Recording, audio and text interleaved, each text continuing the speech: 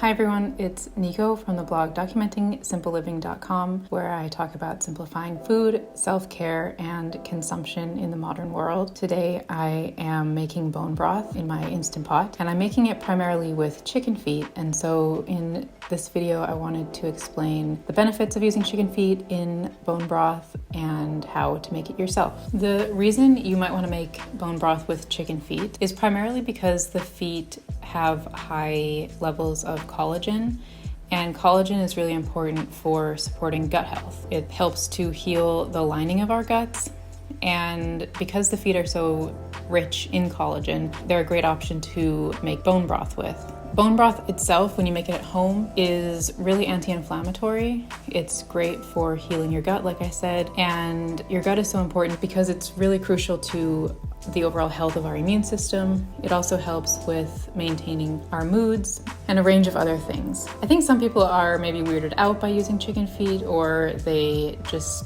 prefer not to do this, but they're so high in so many nutrients, and they're so much less expensive than buying probiotic supplements, for example, or collagen supplements, especially because some people are uncomfortable using them in their cooking. You can get them for really inexpensive prices. It's also great to use chicken feet just because they are so nutrient dense. Using them in an application like broth is a great way to reduce the waste that comes from all the time and resources that have been put into raising an organic chicken and butchering an organic chicken. It's a great way to use the entire animal. To make bone broth with chicken feet in the Instant Pot, it's super simple.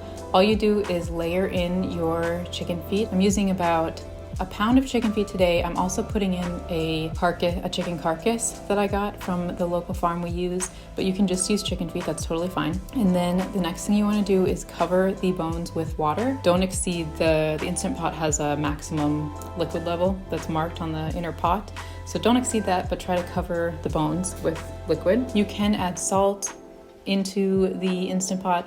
I choose not to add salt before I make the broth just because I like to salt the soups or stews when I'm making them as opposed to having a salted broth. But you can add salt if you would like. And you can also add kitchen scraps. You could add the tops of carrots or celery. You could add onion peels, anything that you have on hand. You can add that into the Instant Pot as well, and then you can have a more robust, deeper flavor in your broth. But I'm keeping it really simple today, and I'm just adding the bones and putting water over them. So then close the Instant Pot, make sure that it's not venting, and I push the soup button and I turn it to low pressure, increase the time amount to 120 minutes, so 2 hours. And then once that is finished, I'll run it through 2 more times, so a total of 3 cycles of that soup function. Once it's run through 3 times, just strain it off and pour the broth into glass jars.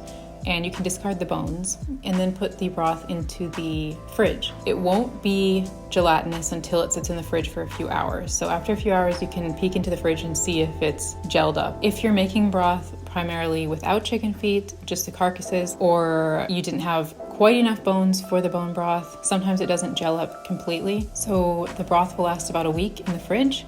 And you can also freeze it by pouring the broth into another glass jar about 2/3 or 3/4 of the way full and putting that into the freezer. It'll last in the freezer for about 3 to 4 months. So that is a bit about why you would make broth with chicken feet and how to do it. Really simple. Give it a try and see if you like the flavor. We love to use bone broth in everything from cooking rice to cooking pasta, and soups and stews, obviously. If you want to braise meat, you can use homemade broth to do that. There are tons of ways to use it, and every time you use it, you're getting a great boost of probiotics, collagen, and other healthy nutrients that your body needs. If you are interested in gut health recipes, another great option that's super simple is making kefir at home. I have a few recipes on the blog as well that I'll put links to below. And also fermenting foods is really simple. So adding vegetables to a glass container, pouring salt water over them, letting them sit on the counter for a while, then you have some probiotic dense vegetables.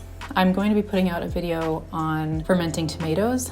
Either it's already out just now or will come out later this week, but it's just really simple. And again, it's a great way to get probiotics to help heal your gut. I hope you enjoy making this. Tell me what you make with it down below in the comments. And thank you for stopping by today. I'll speak to you in the next Documenting Simple Living video.